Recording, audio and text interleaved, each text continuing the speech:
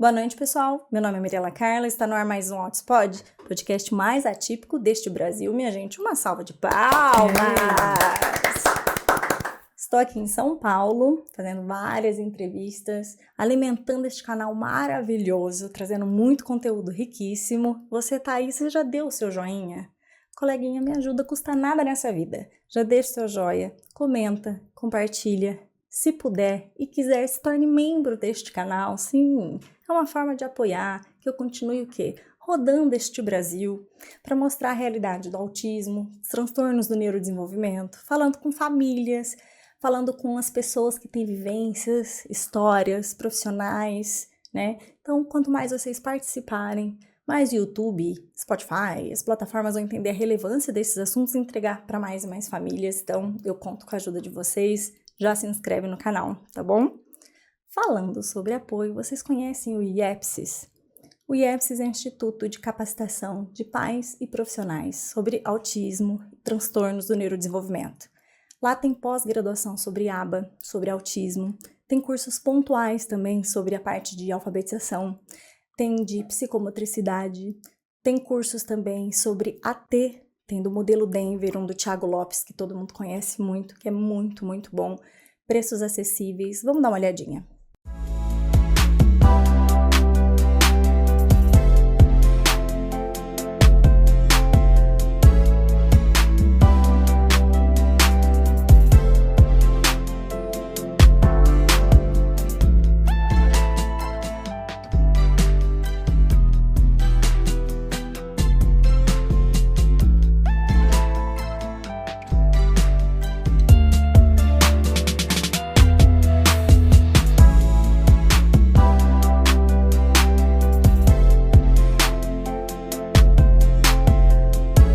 Então, pessoal, não deixe de conferir. Ao longo do nosso bate-papo, vai passar aqui o QR Code para vocês, tá? Vão lá dar uma olhada na plataforma, confere a grade, confere os valores, o que cabe no seu bolso, no seu tempo também.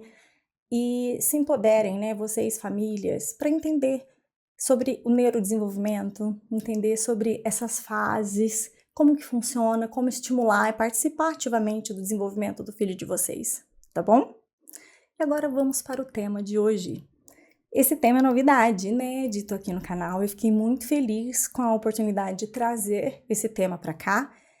E não só de uma forma técnica, que é uma das maneiras que eu mais gosto, mas de uma vivência prática, né? De alguém que vivenciou na pele as dificuldades até o diagnóstico, né? Quais que foram esses prejuízos, essa incompreensão, como que foi essa jornada. E aí ela transformou isso aqui num livro.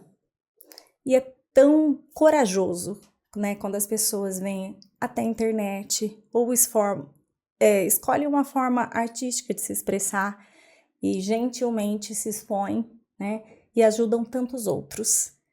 E encorajam, porque aí você que está aí desse lado, se sentindo sozinho, incompreendido, achando que não tem o que fazer, né, e passando dificuldades, e aí você se empodera também, se identifica, você aprende que tem como, que pode ter tratamento.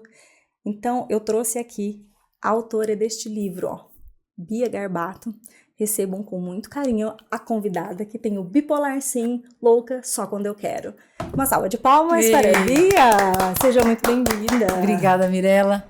Muito legal você dar esse espaço para um assunto que é tão mal compreendido, né, que é o transtorno bipolar.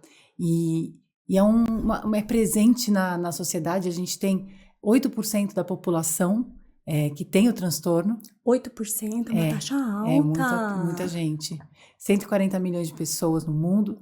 E deve ser subdiagnosticado. Demais. 8% com subdiagnóstico. Demais. Então. As pessoas, de fato, é um diagnóstico que demora muito tempo para fechar da primeira crise. Se confunde com muitas doenças mentais. E é um transtorno que ele realmente impacta na vida, no dia a dia das pessoas. E realmente o tratamento faz toda a diferença. É muito sofrido, né, a jornada, porque você tem ali momentos de depressão, que é muito sério. A gente tem outro polo que eu vou te explicar melhor, que é o que a gente chama de mania ou euforia. E entre esses dois estados, as pessoas acham que o bipolar fica só entre mania e depressão.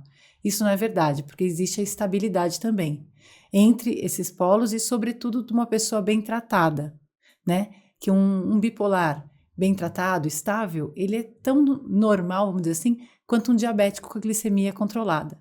E tem condições de ter uma vida, de ter um trabalho, uma família. Então é isso que eu tento mostrar com o meu livro, trazer esperança, identificação e mostrar que a bipolaridade não é sinônimo de loucura. Ô Bia, a primeira vez que eu ouvi falar assim, sobre bipolaridade, eu sou advogada de formação, né? Tá. E eu fiz um processo para pleitear medicamentos para um tio meu. E eu já, assim, adulta, eu nem sabia que meu tio era bipolar. Eu não sei quando que ele teve esse diagnóstico dele, mas ele já era idoso, já, sabe? E aí, enfim, foi a primeira vez que eu vi, que, né, veio minha tia pedir, né, filha, você não entra com processo pro tio e tal? Eu falei, não, tudo bem. E aí eu fui ler alguns laudos, o pedido médico. Primeira vez, foi a parte documental, assim, para entrar com esse processo. Depois, eu tenho uma grande amiga minha, que é mãe atípica, o filho autista também, a Fabi Frois. Um beijo, que ela tá sempre aqui no Hotspot. Pai dela também falecido e bipolar. E aí ela me contou muito da vivência dela Tá. e das dificuldades, assim, ela era apaixonada por este pai, um Olha. super pai maravilhoso. E nessa vivência dela, enquanto mãe atípica, ela sempre sente muita falta do pai dela, e ela sempre fala assim, nossa, se meu pai tivesse aqui, ia ser tão... ele ia me ajudar muito, né, com meu filho e tal.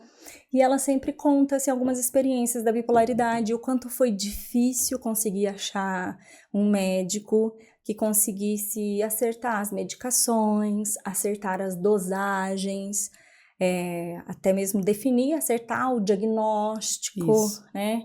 Então, acho que, não sei, talvez você me corrija, mas nos transtornos mentais e até nos transtornos do neurodesenvolvimento, aí dizendo autismo, TDAH, enfim, um dos grandes desafios é essa jornada na busca do diagnóstico correto, primeiro ponto. E aí depois a jornada para ajustar um tratamento. Perfeito. Foi assim com você? Foi demais.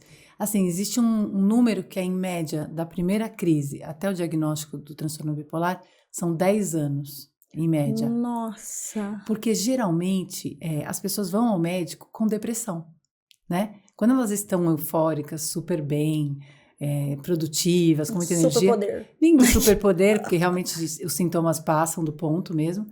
E as pessoas não vão a um psiquiatra para dizer, olha, eu estou ótima, me dá um remédio para eu ficar menos ótima. Mais ou menos. Mais ou menos. Então as pessoas vão com depressão e geralmente são diagnosticadas como depressivas e começam a ser tratadas dessa forma, com antidepressivos. O antidepressivo não é o medicamento ideal para o bipolar. Por quê? Uma pessoa que tem apenas depressão toma um antidepressivo, está lá embaixo e para no meio, né, na estabilidade. Quando você é bipolar, você toma um antidepressivo e ele te joga para cima, ele passa da estabilidade, passa do ponto. E aí a pessoa tem esse episódio de agitação, de inconsequência, compulsões, etc. Vai para a fase da mania? Exato, vai para a fase da mania, que é o outro polo. Então, por muito tempo eu fui tratada com antidepressivos. E aí o que acontece? Como ele não é o medicamento ideal, além dele dar essa virada, geralmente ele começa, você fica bem no começo e aí começa a não funcionar, por exemplo. Isso é uma coisa comum. Tá. Aí você troca de medicamento. Aí você fica super bem, o que você faz? Joga o medicamento fora. Então, é complexo. E aí quando a gente chega no diagnóstico, geralmente quando fica... No meu caso, eu sou bipolar tipo 1. Então, eu tenho manias... Eu tive uma mania muito grave que já me diagnosticou. Você tendo um episódio mais sério, você é diagnosticado bipolar tipo 1. Na bipolaridade tipo 2, as pessoas têm hipomanias. Ou seja, esse estado de ativação, que muitas vezes dá uma alegria assim, inenarrável, a pessoa tem isso, só que menos descolado Extremo. da realidade. O que acontece? Vira a personalidade dela. Parece que é a personalidade. Então, assim, a Bia é workaholic, a Bia é baladeira, a Bia é animada, bebe. E nem sempre isso é parte da personalidade da pessoa. Pode ser uma hipomania. E nesse caso, que é a bipolaridade tipo 2, é ainda mais difícil o diagnóstico. Então, quando a pessoa começa realmente a cometer coisas mais complicadas, tipo compulsão por compras, que é um sintoma, hipersexualização, que é super difícil, quando as pessoas começam a ficar mais inconsequentes, até a irritabilidade maior, aí começa a se avaliar, a se tatear, né, esses sintomas para chegar ao diagnóstico. E uma vez diagnosticado, o tratamento é medicamentoso, necessariamente, tem outras coisas que colaboram, porém, é muito difícil você achar essa dosagem, esse tipo de medicamento que vai funcionar em cada pessoa. Então, é uma tentativa e erro danada, sabe? Também leva muito tempo até você estabilizar, foi o que aconteceu comigo. Eu, com 26 anos, eu tive uma primeira crise na escola, com 16 anos, uma crise de ansiedade, síndrome do pânico. Foi assim a minha estreia no mundo psiquiátrico. Só 10 anos depois, aos 26, que eu tive uma depressão grave, que eu comecei um tratamento com psiquiatra para a depressão. E só aos 31, 5 anos depois, que eu recebi o diagnóstico correto. Então, é um período de altos e baixos, muita oscilação, muito sofrimento. E aí eu demorei também um bom tempo para poder estabilizar. Hoje eu estou bem, graças a Deus, posso levar a minha fala, a minha história, para ajudar outras pessoas que passam por isso. Você disse desses 2 tipos, né? Então, essa tipo 1, quando essa mania são episódios muito extremos, Isso. que então você tem consequências mais graves. Sim. E que uma pessoa com um olhar mais apurado já vai conseguir detectar. No teu Sim. caso, o que aconteceu com você? Na mania? Então, eu tive uma mania que eu fiquei com uma compulsão por compras, por exemplo, muito grande, ideias grandiosas. Tá. Então, eu vou dar um exemplo que, assim, ele é bem descolado da realidade, tá? Uhum. Eu estava realmente numa crise. Sim, sim. É até engraçado. Eu resolvi comprar outros apartamentos do meu prédio para meus amigos morarem, tipo Friends. Tá. E aí eu fui visitar os apartamentos vazios com imobiliárias e negociando preço e observando e tal. É curioso, né? Não teve um impacto negativo, mas foi uma coisa... Porque não chegou a realizar, quer Não- dizer, não realizei porque não tinha fundos, né? Exatamente. E eu até visitei apartamentos de outros moradores, perguntando se não queriam comprar, etc. Então, essa foi uma história maluca. Então, as pessoas falam, que loucura. De fato. A mania grave, ela realmente, você descola da realidade, né? Só que eu não estava tratada. Quando eu fui tratada, eu pude ficar estável e levar uma vida normal. Eu tinha compulsão, por exemplo, por comprar móveis. Então, a minha casa ficou bem entulhada de móveis. Eu comprei uma televisão gigante que não cabia na parede. E aí, o que aconteceu? Meu marido tirou meu cartão de crédito, obviamente, né? Então, aí a gente fica bravo, né? Como é que faz isso? Porque você se sente super bem. Tem uma certa irritabilidade que pode acontecer. Então, até eu tive uma briga com meu marido, eu joguei um copo nele. Não pegou nele, mas eu joguei. Então, são sintomas que realmente impactam na vida, né? Que prejudicam a vida da pessoa. Então, é necessário um tratamento. Quando você era criança, você identificava comportamentos, assim, mudanças, alterações de humor? Porque realmente acho que as pessoas pensam assim, a pessoa bipolar, ela vai e volta, vai e volta, vai e volta, mas não é dessa forma, como são períodos e Isso. fases mais longas, é isso? Exatamente, exatamente. Na infância, manifesta uma pessoa que é bipolar ou ela é a partir de determinada idade? Geralmente na adolescência começam as crises. Questão né? hormonal até Exato. também, né? É importante. Eu tive uma crise de ansiedade na época e Você disse depressão. com 16 anos, Com 16 né? anos, no último ano da escola, muito duro, né? Porque é uma idade que você tem ali os amigos e aí ninguém sabe o que é naquela época ainda, nem se falava em transtorno bipolar. Depressão já era uma coisa meio esquisita. Eu não fui ao psiquiatra, e psiquiatra era camisa de força, né? Então eu fui a Um estigma, né? muito grande. Eu fui fazer terapia na época que me deu esse diagnóstico de síndrome do pânico. E a depressão também não foi muito claramente detectada, apesar de eu estar com muitos sintomas. Então é muito difícil. Na infância, eu tinha uma sensação que tinha alguma coisa Meio estranha. fora. É, Você eu lembra de ter tinha isso? períodos de melancolia. Tá. A mania eu não identifico, mas Uhum. eu me lembro que tinha períodos mais difíceis e eu acho que já foram sendo indícios, né? Não foi propriamente uma doença psiquiátrica, mas já dava para, eu já sentia que Você tinha alguma coisa sentia que não era normal. normal. E você, isso com 16 anos, o que que foi que deu esse gatilho, assim, que você teve essa síndrome do pânico? Você estava na escola e você teve uma aceleração, aconteceu alguma coisa, algum fato específico? O gatilho foi uma situação comum. Eu estava numa prova de química, procurando minha borracha, não encontrava, e fiquei obcecada por isso. Cadê minha borracha, minha borracha, minha borracha? Aquilo foi crescendo dentro de mim, Olha até que eu só. não dei conta. Eu saí da sala, abri a porta, fui pro banheiro feminino, me abriguei ali no final do banheiro, abraçada na minha perna, chorando, chamava minha mãe, eu estava realmente em pânico. E aí veio a professora, vieram os colegas atrás, e foi muito, é muito estigmatizado, né? E realmente as pessoas ficam, o que que tem a Bia? Será que a Bia é louca? E eu tinha muitos amigos, então assim, parte deles me apoiaram.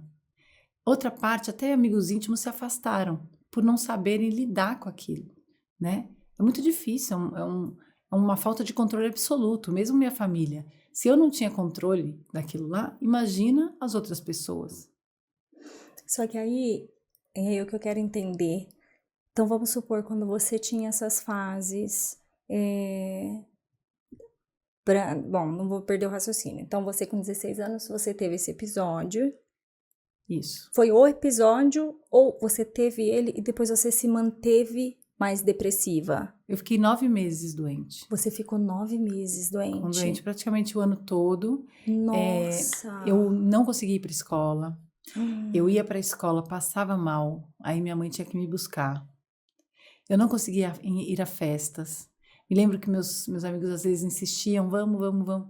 Eu cheguei a ir a festas e passei muito mal, assim, Você sentia, dava essas desesperada. taquicardias. Taquicardia, é uma sensação de adrenalina, de você ficar pálido, treme com a boca seca. Eu até faço uma analogia, que é até difícil falar isso agora, porque a gente acabou de viver uma tragédia com um avião. Mas é uma sensação como se você estivesse num avião caindo. E você tem Olha aquela só. sensação que você vai morrer. Então o corpo reage dessa maneira, né? Entra em pânico. Mas isso acontece em qualquer ambiente que você esteja. Então as pessoas começam a deixar de sair de casa, não pegam elevador, né? Não dirigem, começa a ficar muito vulnerável. É uma doença muito difícil. Aí você teve isso na escola, Isso. aí ligaram o quê? Para os seus pais, É. eles te buscaram, Sim. e aí no dia seguinte você conseguiu voltar para a Não. escola, não voltou? Como que foi nos dias seguintes? Você faltou alguns dias da Eu faltei aula? muitos, muitos dias. Muitos dias. É E porque você ficava em casa como? Eu mal. tô tentando entender, mas aí você ficava o quê? Na cama? Só ficava. Você conseguia conversar com seus Eu conseguia pais? conversar, o tempo todo conseguia conversar, mas realmente era uma coisa que a gente não entendia muito bem. Tinha momentos que era muito difícil, que eu ficava acamada, assim. Isso na minha história, né? Eu tive depressões difíceis, porque aquele tipo 1 e tipo 2 que eu te falei, a depressão é igual. Podem ter depressões igualmente graves, né? Então, eu tive depressões muito graves ao longo da minha vida. Então, dos 16 ao 26, quando eu fui parar num psiquiatra, eu tive outras depressões, mas não tratada. E aí, aos 26, eu tive uma depressão muito grave, sofri um acidente de carro, quebrei muitas costelas, eu tomei muita morfina. E a morfina mexe com a estrutura do cérebro, né? Com a química do cérebro. E quem tem uma tendência, eu acabei deprimindo muito feio. Realmente eu ficava na cama, tinha dificuldade até de tomar banho, assim, Isso, de eu comer. ia perguntar, esses relatos que eu tenho de muitas pessoas, no autismo é muito comum depressão, Olha, principalmente autistas adultos que são diagnosticados tardiamente, sim, é, é muito, o índice de suicídio em autistas adultos é muito grande e de ideações suicidas. Então, muitos chegam também pelo diagnóstico de depressão e sim, ideações suicidas. sim, Depois, né, vai chegando no autismo e tal. É, então, eu conheço muitos, assim, eu tenho muitos amigos autistas, né? Meu marido é autista, né? Depressivo. E então esses relatos de não conseguir nem a higiene pessoal, você se deixar, você dorme no chão de qualquer jeito, você não penteia o cabelo, você não troca de roupa, você, assim, é uma desesperança, Nossa, né? pessimismo. Isso de, como assim, nada, não, é uma coisa horrível, assim, de eu que não tenho depressão, nunca tive, e assistir isso sempre me impactou demais. Sim. Eu fico te perguntando isso, assim, porque eu ainda fico tentando entender, né? É óbvio que isso não é racional, né? Desracionalizar. Mas eu acho importante para as pessoas que estão em casa, porque é algo muito sério, né? E a gente entender que isso é sério tem que ser levado a sério, buscar tratamento, não banalizem essas coisas, Sim. não banalizem essas situações, né? Busquem ajuda profissional, Busquem. familiares, se identificarem alguém próximo de vocês com isso, busquem ajuda, né? Não tem um manual para saber lidar com um familiar, um parente, um amigo que está lidando com isso, mas justamente por isso tente buscar ajuda. Hoje, acho que cada vez mais tem profissionais estudando sobre saúde mental, os transtornos e ferramentas para lidar com isso. Hoje pessoas, assim como a Bia, vêm aqui, se abrem, têm a coragem de expor, né? A gente está aqui para falar mais sobre, já para encorajar, para que deixe de ser um tabu. Né? E pavimentar para os próximos que vierem, para que não seja assim tão sofrido, né? A depressão eu chamo de desespero calado. Porque é uma angústia muito grande, e aí quando a pessoa fica ali sem energia numa cama, parece que ela está descansando, mas é um sofrimento horroroso. Para mim é uma das piores dores que eu já senti, e olha que eu já quebrei as costelas, que nem eu falei. E você falou aí do suicídio, né, de tirar a vida, o transtorno bipolar é a doença que mais mata por suicídio no mundo. Porque nesse estado de depressão, é muito terrível, é muito físico, é muito complicado. E existe um estado que se chama estado misto, que é quando a pessoa está deprimida, mas com a energia da mania. Então, tem aquele pensamento negativo. O rompante de tomar atitude. E aí toma atitude. Entende? Porque é bem difícil, é bem insuportável. Eu já tive estado misto, e como eu já tive também a depressão pura e a mania pura, e é um dos piores momentos, eu acho, da doença. É muito ruim. Porque você não está mais no estado de inércia. Exato. Você está em movimento. Exatamente. Isso é um risco de vida altíssimo. Muito grande. Autismo. Você, dizendo da questão dos seus períodos de depressão, você ficava, geralmente, essas oscilações de período demorava, que nem você disse que a primeira vez aos 16 anos você ficou 9 meses. E aí depois passou, você não fez tratamento. Só terapia. Terapia. É que às vezes a depressão, ela chega um momento que ela passa, ela pode acontecer isso, né? Porque ela tem uns ciclos. Tem um ciclo, mas posterior a essa crise, as depressões que tiveram bem longas, mesmo as que estavam tratadas, nem sempre estava acertado o tratamento, longas, assim, cheguei a ficar ano deprimida, até mais, muito difícil. Porque a gente fica entre depressões graves, mas também tem a depressão leve. Uhum. E a depressão leve, ela não tem nada de leve. Porque você tem que continuar tocando a vida, mas assim, se arrastando, né? Então tem que dar conta do trabalho, da maternidade, mas você tá deprimido. Porque a depressão grave te coloca numa cama, então realmente você interrompe qualquer atividade que você tenha. E então essa depressão leve, ela pode ser até crônica, sabe? Te deixa dormente. Tipo zumbi. Você Exato, só vai. Só vai. Só vai. E aí, quando você entrava nessas... Quando que você teve assim... é porque você disse que o seu é o tipo 1, então você teve um estado de mania. Grave. Mas eu tive hipomanias na minha história. Você teve hipomanias na história. Sim. Essas hipomanias, elas duram fases longas? Como que funciona? Pode durar. Tem pessoas que têm muito tempo, as minhas não. Porque é mais fácil você tratar a hipomania e a mania com medicamento do que a depressão bipolar. Então, os medicamentos, eles te tiram rapidamente da mania. Mas tá. até acertar esse medicamento que te tire da depressão e não te passe do ponto, por exemplo, é muito complicado. É diferente de uma depressão unipolar, que o antidepressivo faz um papel que resolve o caso, né? Às vezes tem que trocar, às vezes tem que somar doses e tal. Mas na depressão bipolar, não. É muito difícil. Então, assim, uma pessoa bipolar tipo 1, ela vai passar 1/3 da vida dela com depressão. E um bipolar tipo 2 chega quase a 50% do tempo. A hipomania é mais curta, tanto que é mais tratável, como eu falei. E no bipolar tipo 1, as manias, tem mais manias na vida, hipomanias e manias. E aí tem a estabilidade, né? Que acontece entre as crises, principalmente bem tratado. As manias, os períodos de mania, vocês se sentem super bem, alegres, felizes. O sentimento é esse, a sensação? Em geral, né? Tem pessoas que ficam mais para irritabilidade e agressividade. Tá. Mas, em geral, é um estado de felicidade Euforia, extrema, tá. de euforia, você se sente muito energizado. E, olha, eu até... Similar a assim, pessoas, De os droga. adictos de droga. É uma descarga aí de neurotransmissores, de dopamina, de serotonina. E as pessoas, nesse estado de euforia, eu ouso dizer que uma pessoa que não é bipolar, ela nunca vai ser tão feliz quanto uma pessoa em mania.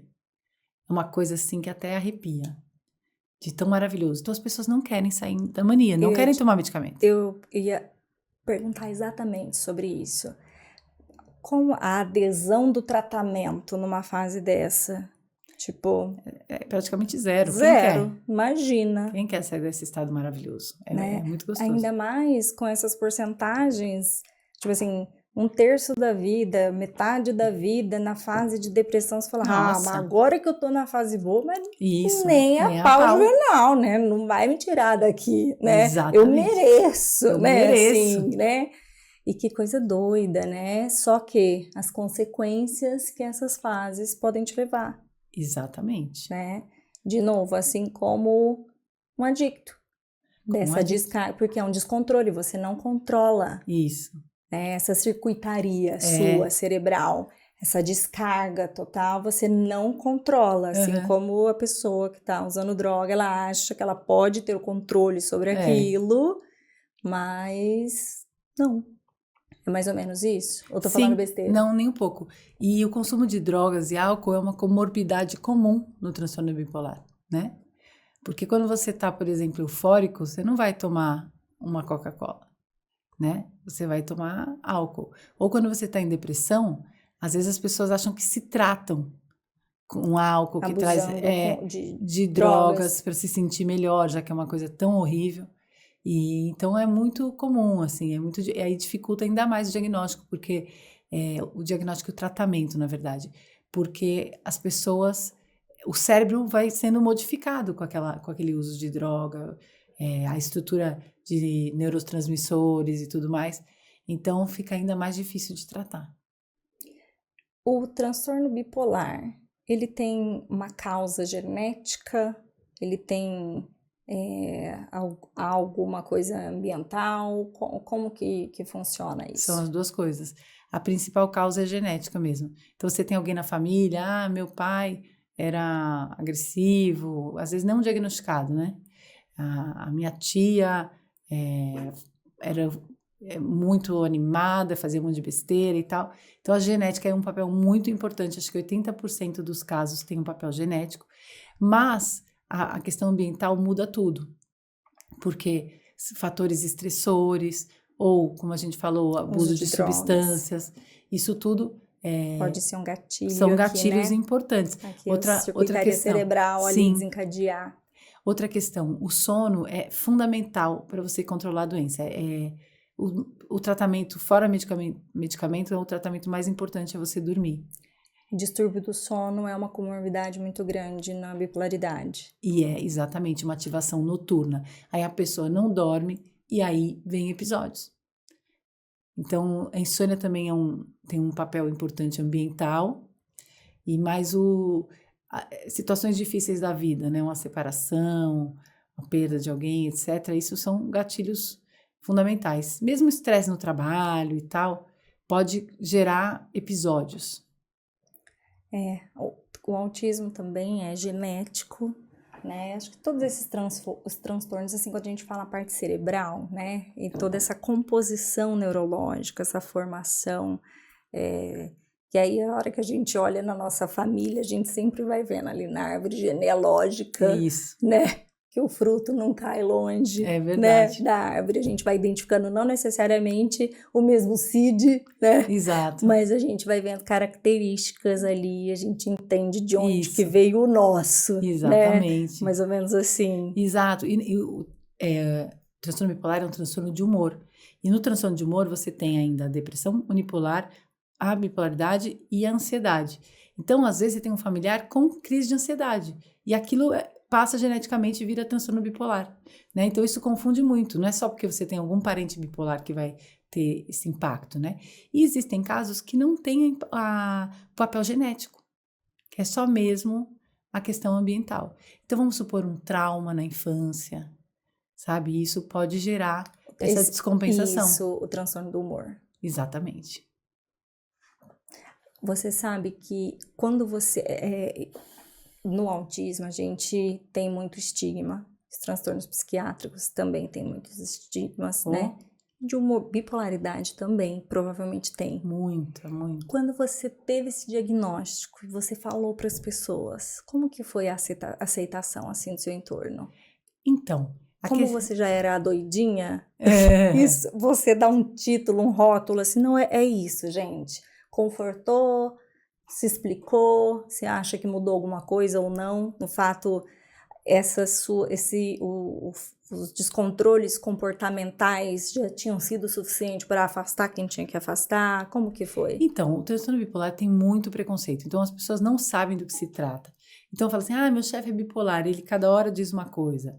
A pessoa muda de opinião, é falso, bipolar, duas caras. Então, tem relação com muitos estigmas, inclusive, principalmente da loucura. Então, assim, fulano é louco, fulano é bipolar, né? Então, é muito difícil. Eu, por muito tempo, eu guardei isso para mim, né? Com medo dessa estigmatização. Então, as pessoas não contam mesmo. Elas não contam. Eu fui muito sozinha na minha trajetória. Hoje, depois da pandemia, se fala muito mais sobre saúde mental. As empresas investem nisso. Então, é mais fácil. Mesmo assim, tem muita desinformação a respeito do transtorno bipolar. Depressão já é bem mais conhecida, ansiedade, mas o transtorno bipolar ainda é uma coisa meio nova a se falar. Existem muitos bipolares, mas olha, até a pandemia eu não conhecia ninguém que tinha doença. Eu me sentia muito sozinha. A gente se sente louco, parece que é só a gente que sente aquelas coisas. Depois da pandemia, principalmente depois que eu lancei o livro, tem muitas pessoas, muitas mesmo, que vêm me contar a sua história, lidando com a doença, e dizem, até tem gente que se descobre bipolar lendo o livro. Já tinha, assim, uma suspeita, mas aí se confirma se identificando. E eu tenho uma missão que eu respondo cada mensagem de WhatsApp que me mandam. Porque eu não quero que as pessoas se sintam sozinhas como eu me senti. Então, o livro tem esse papel também. Olha, vocês não são os únicos. Gerar identificação. As pessoas, às vezes, dão o livro para toda a família, para amigos, sabe? Para poderem entender. É um convite para entrar no seu mundo, no meu Exato, mundo, né? Exatamente. Vem entender um pouquinho sobre mim. Isso, né? É psicoinformação, né? Isso. Hoje na internet é uma maravilha no Instagram. Você tem vários perfis de profissionais contando o que é, o que não é. Mas assim, na minha época eu ia a palestras. Eu pegava e me deslocava para palestras no Hospital das Clínicas, numa associação que tem de apoio, porque era o conteúdo que tinha. Mesmo na internet era escasso no Brasil. E então hoje o Instagram é uma maravilha, que nem para autismo, tem muita informação, Sim. né? E principalmente que nem o podcast aqui, Sim, né? sim, Então as mas pessoas é uma fonte de informação inesgotável. só que ainda na internet a gente acha muita besteiraiada, né? Isso é verdade. Então é importante a gente ir achando fontes seguras, né? Exato. Eu como mãe, então faz 6 anos que eu tô aí do diagnóstico do meu filho. Já achei muita tranqueiraiada também, sabe? E então daí também aqui a minha missão no canal foi de separar o joio do trigo. Sim. Do que é ciência, do que trata e do que é promessa milagrosa, do que, né? Nossa, tem muito. Muito. E porque a gente, e assim, tratamentos que prometem, nossa, mundos e fundos, cura do autismo, sabe? E que tiram tudo da família, de dinheiro, a gente vê muita enganação, distorção, sabe? Que mexe com fé da família, Sim. ou, né, que como se aquilo fosse, não sei, um karma que a família tá passando. Olha, é cada coisa que eu já vi. Eu já fiz muito tratamento alternativo também, me levavam. Não, a gente vai te curar, fazer uma cirurgia espiritual, já fiz algumas. Eu acho válido você. Não, fé, você ter fé. Ter fé, eu acho válido ter fé. Não, mas não existe milagre. Não, uma coisa não tem nada a ver com a outra. Você ter fé, pedir pra Deus, orar, desejar melhor. Gente, isso é válido. Eu quero tudo, eu faço oração pro meu filho todo santo dia. Sim. Eu creio em Deus em absoluto e não tem nada a ver. Isso não exclui ciência do que realmente do que trata, né, do que tem que ser feito, do que seria desenvolver habilidades, do que seria uma psicoeducação, psicoterapia. Então, uma coisa, outra coisa. Não, e não são excludentes. Não são. Né? É que não existe milagre, como você disse. Não existe. Então, assim... Você tem que ter o tratamento adequado. Exato. E digo mais, né? A gente tá falando sobre aceitar as diferenças, as diversidades. Sim. E não é só aceitar, tá, te aceito. Não, eu te aceito e eu honro a sua existência. É sobre permitir a existência digna dessas pessoas, sobre fazer modificações na sociedade para uma existência digna para todas elas, né? Então, honrar essas pessoas existem e devem poder existir como são. Exato. Né? Mudar o que pode e deve ser mudado na vida dessas pessoas, para que elas tenham mais qualidade de vida, mais dignidade, e aceitar, e a gente moldar para aceitar o que não é para ser mudado, porque Exato. não é para robotizar, enquadrar, encaixotar todo mundo. Sim.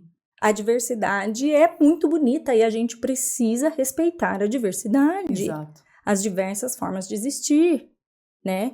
Então, não julgo também buscar questões alternativas, mas a questão é que aqui nesse canal eu quero que seja um espaço seguro.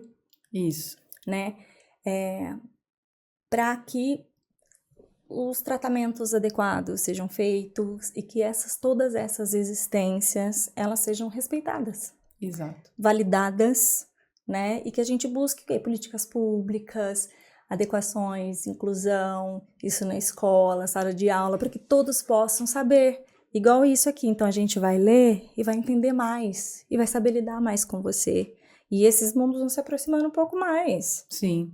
Né? Então, isso não é um bicho de 7 cabeças, não é para ser. Não é. Né? É informação, esclarecimento. Isso.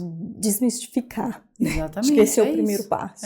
Desestigmatizar. Né? Exato. Então, mais ou menos por aí, sabe? Então, acho que da mesma forma, quando você decidiu também escrever, sabe? E é que você dizendo, né? Você aí se sentindo muito sozinha também, já estive desse lado.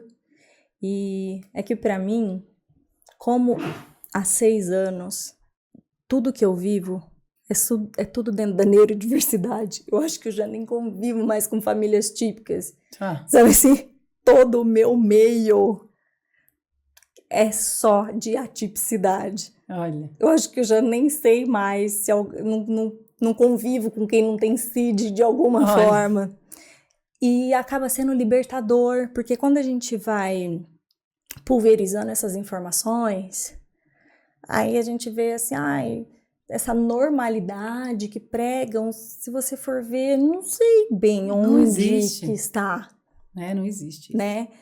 Então, é bom a gente trazer esses esclarecimentos, Com certeza. né?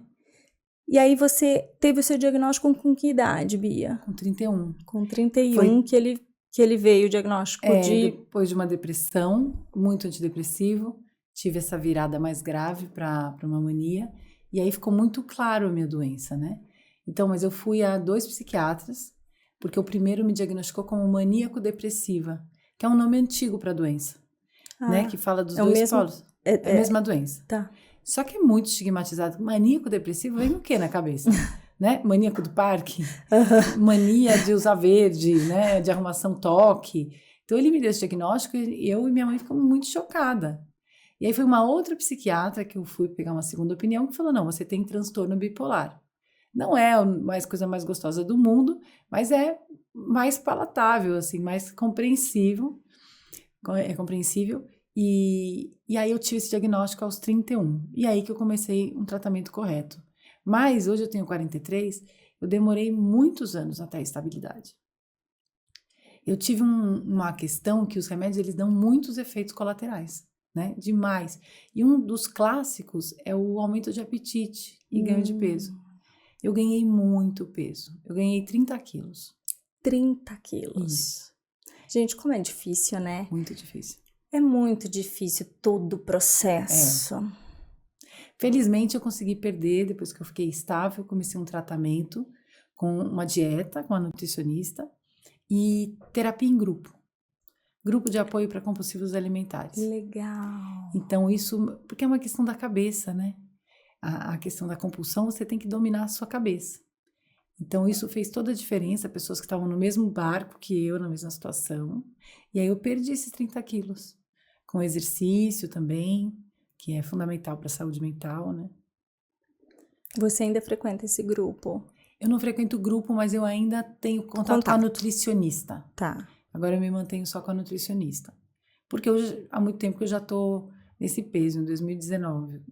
Sim, aí manteve a Aí eu tenho estabilidade. mantido, porque eu aprendi a manter, né? Eu aprendi como fazer. Porque é muito... Olha, perder 2 quilos. O que é para perder 2 quilos?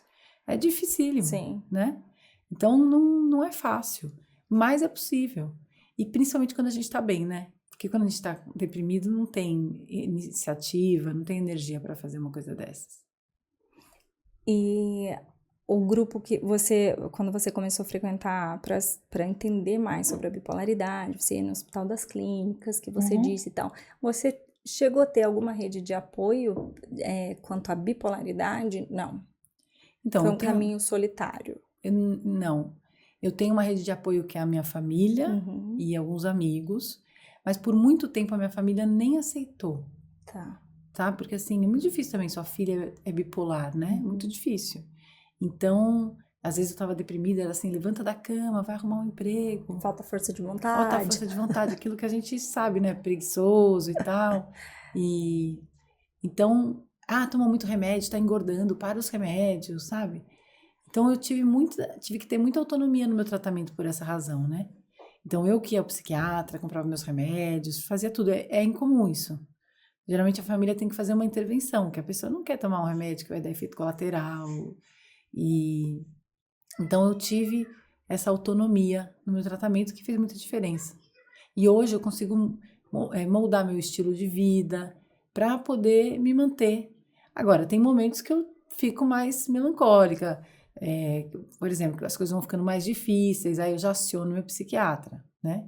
Ou eu fico mais agitada, obcecada com algum assunto, aí eu também aciono meu psiquiatra, que eu vejo que eu não estou a salvo. Eu tenho que manter o controle dia a dia. Mas é possível. Porque, de novo, não tem cura. Não tem cura. Né? Tem que estar vigilante e ter um acompanhamento. Exato. Né? Hoje a minha família é uma rede de apoio importante para mim. Então, com o tempo, eles aceitaram. Hoje eles super entendem, super me apoiam, até com o livro e tal. Mas leva um tempo, né? É muito assustador, né? Você, assim, você tem formação no quê? Você chegou fazer alguma... Eu digo porque escrever um livro, você já tinha esse hábito na infância, adolescência? Você gostava de escrever? Você tinha diários, algo desse tipo? Eu sou publicitária de formação. Tá. Eu trabalhei em várias agências de publicidade por muito tempo, mas eu sempre amei escrever. Tá. Então, assim, na escola eu já escrevia, já chamava atenção, eu lia para a classe, cheguei a ler para a escola inteira um texto que eu fiz, uma poesia. Então, já chamava atenção essa habilidade, a minha assim, vocação. que você tinha. Tá. Eu acho que até é uma vocação. Então, eu sempre quis. Diário eu tive minha vida inteira, até hoje tem épocas que eu escrevo todos os dias, para me entender. Uhum. Né? Porque a escrita, principalmente essa escrita que a gente fala de sentimentos, das coisas que a gente passa e tal, é uma forma de terapia, né? Terapêutico. Então, eu estimulo muito as pessoas a escrever, né? Então, mas eu não tenho jeito. Não, escreve do seu jeito, coloca para fora, né? Eu gosto também. Você gosta? Gosto, eu escrevo bastante, sempre escrevi. Olha. Aleatório também. Escrevi poesias quando era pequena, também um caderninho da escola. Escrevo diário, conto fofocas para mim mesma. Isso. E me mato de rir de ver meus diários / agenda, assim, da época da adolescência, e meus causos, assim, mas eu gosto. Tem época que eu coloco metas, tem época que só reflexões do ano que passou, eu gosto também. Ai, ajuda muito, né? E aí, com o livro, foi uma realização muito grande para mim, porque é muito louco, porque essa doença já me tirou muita coisa, né? Eu já nunca fui demitida, mas eu saía dos empregos, porque eu entrava num estado de, por exemplo, depressão, eu tinha muita vergonha, eu não falava, eu não pedia uma licença, eu não achava nem que era doença. Então, eu achava que era a gente acha que é uma fraqueza, né? Então, eu pedia demissão. E aí, depois melhorava, tinha que recomeçar. Então, uma doença que me tirou tanto, hoje em dia, ela me deu muita coisa, né? Eu escrevi o livro falando sobre ela e hoje eu ajudo muita gente. Então, uma realização muito grande, né? E chegou um momento da minha vida que eu não achava mais que eu ia ter uma realização profissional, uma realização até afetiva, né? Eu me separei e hoje eu tenho um namorado ótimo e tal, mas meu marido também era muito legal, mas chegou um momento que não estava bem e tal. E a maternidade também, que foi sempre um desafio para mim. Meu filho tem 12 anos, mas foi muito difícil. Período de depressão, você cuidar de uma criança, né? E aí chegou um momento que eu falei, quer saber? Vou fazer o que eu amo, vou escrever, vou contar o que eu passo e seja o que Deus quiser. E isso foi uma felicidade enorme na minha vida, né? Uma vez minha terapeuta falou, Bia, qual é a vida que vale a pena ser vivida para você? Isso despertou uma coisa na minha cabeça. Eu falei, eu acho que eu vou seguir os meus sonhos, assim. E tenho todo dia cumprido com a minha missão no Instagram. Vou divulgar, @BiaGarbato. Sim, e o seu arroba, assim que eu te anunciei, o tempo todo fica Você passando marcou, aqui, né? sim. Uhum. Então, no meu Instagram eu continuo esse trabalho de acolhimento, apoio e conscientização das pessoas. É uma forma de eu me sentir muito bem também, porque eu também me sinto acolhida e eu me sinto inteira no mundo, né? Porque a bipolaridade não é tudo na minha vida, eu não sou a doença, mas ela é uma parte relevante. Sim. Né? Então, hoje as pessoas sabem como é que é e, ao mesmo tempo, eu estando bem, eu trago esperança para as pessoas, né? De que é possível a gente chegar lá. Eu acho que aqui, assim, o meu público vai te entender total. Porque, como eu disse, né? Aqui todo mundo tem um CID para chamar de seu. E ninguém quer romantizar nada, porque, de fato, me tocou muito você dizer, né? Minha doença já me tirou muito. E hoje, assim, fica um hype sobre o autismo, TDAH, né? Não tem nada de lindo nisso. É muito sério. É prejuízo real. É luta atrás Diária. de luta, né? Então, os prejuízos são grandes mesmo, de tirar sonhos, tirar projetos, assim, tirar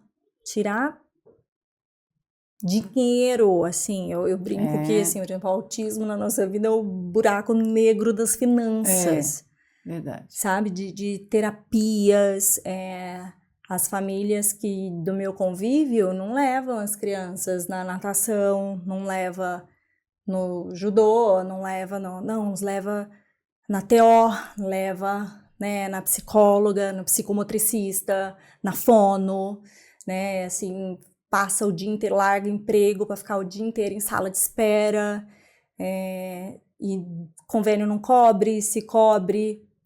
Se você é afortunado de ter um convênio, vai cobrir, sei lá, terapias ruins, ou então não vai cobrir tudo. É assim, um leão por dia. Sim. É todo mundo na beira de um limite. E aí, como os transtornos, né, do neurodesenvolvimento, eles são 99% genéticos. Então, também essas mães, esses pais também têm Desafios, alguns transtornos. Às vezes também são autistas, às vezes tem, sei lá, transtorno de esquizofrenia, às vezes tem outras comorbidades envolvidas. Enfim, então não tem ninguém 100% ali. Verdade. Né? Então, é muito difícil, gente, é muito difícil. Mas, quando a gente encontra pessoas assim, né, assim como a Bia também, dizendo aqui os seus relatos, cara, ó, teve tombos, muitos tombos, me tiraram muitas coisas, me tiraram alguns sonhos, mas aí a gente constrói outros, não verdade. A gente ressignifica, sim, a gente refaz, a gente levanta de novo, né? Dizer que é possível, é possível. É sempre o que eu digo, gente, é possível. Não é um mar de rosas, mas é possível, né?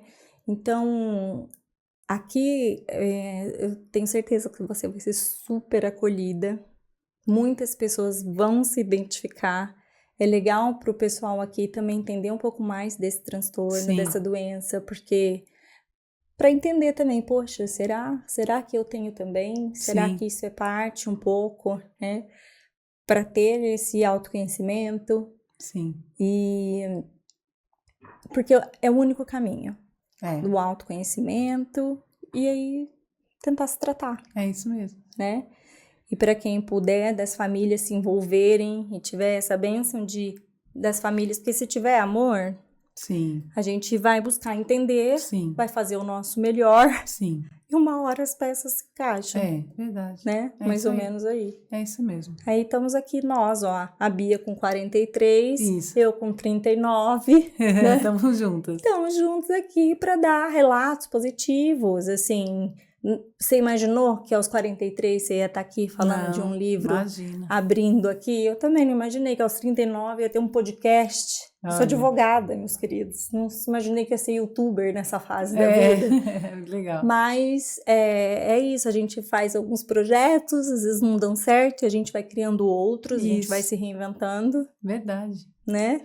E Bia, o pessoal que quiser comprar o seu livro, ali acessando a sua página, o seu @, tem o link para comprar. Tem o link para Amazon. Tá na Amazon. Tá nas livrarias. Nas livrarias também. Tem na Amazon. A editora Matrix. Matrix Editora. Você no Amazon, você tem a versão física, né? Que você compra e chega na sua casa. Ou a versão digital. É só baixar o aplicativo do Kindle, não precisa ter Não precisa ter o aparelho. O aparelhinho, o Kindle mesmo. O Kindle mesmo. Você pode baixar no seu celular a versão digital e tem o audiolivro.